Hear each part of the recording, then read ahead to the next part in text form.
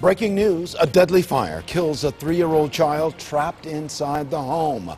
Good evening, everyone. I'm Leon Bibb. And I'm Lee Jordan. Tonight we're learning 2 other children and an adult were able to escape the blaze. The fire broke out just after 1 this afternoon in a duplex in Canton. News Channel 5's Michael Baldwin is live at the scene with more on this tragedy. Michael, what can you tell us? Well, Lee, we spoke to a neighbor, and they say this home went up within about 4 minutes. You can see some of the crime scene tape here, and right over there is a little teddy bears that some folks and neighbors had brought over for this just tragic story that happened here. Now, the fire department spokesperson tells us that an older child, believed to be about 12 years old, and the 3-year-old's aunt both made attempts to rescue the baby. The fire department told me that the smoke was very thick, so it was hard for them to be able to see.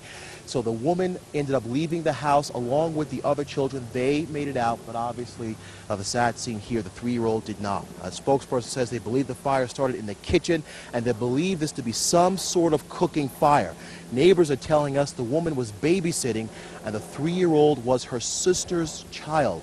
The fire department says the aunt was so distraught when she made the call to 911, they had a hard time getting the address from her, and at one point in time, she hung up the phone and they called back trying to find out where this was. That was just one of the obstacles that the fire department faced. Take a listen. There were actually power lines, hot power lines that were actually active. So we weren't able to gain entry to the house, so we did a defensive attack and we knocked down the fire. All right, we are told that there were no working smoking alarms in this home, and the fire department is urging people to make sure you have those because they said that was the first warning. As far as the other folks that were inside the house, they were taken to the hospital, and we understand they're going to be okay physically. We're live here in Canton. I'm Michael Baldwin, News Channel 5. Michael, you said the reports are that the house went up very quickly. It looks like it's in a neighborhood. Can you describe where this neighborhood is? And there must have been quite a few people who saw this happen.